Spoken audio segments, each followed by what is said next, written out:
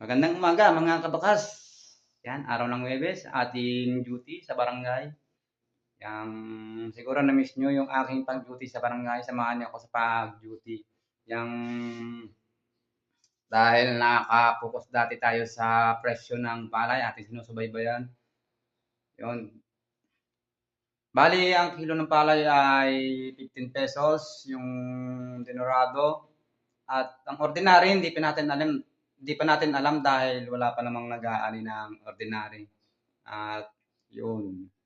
At doon nga pala sa 23 ang kilo, dati ay sa NAP yun mga kabakas, kaya wag nating asahan dahil mahirap magbenta doon, maraming proseso.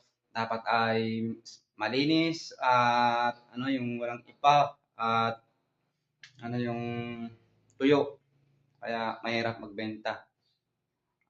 Yan lang muna mga kabakas. Thank you very much.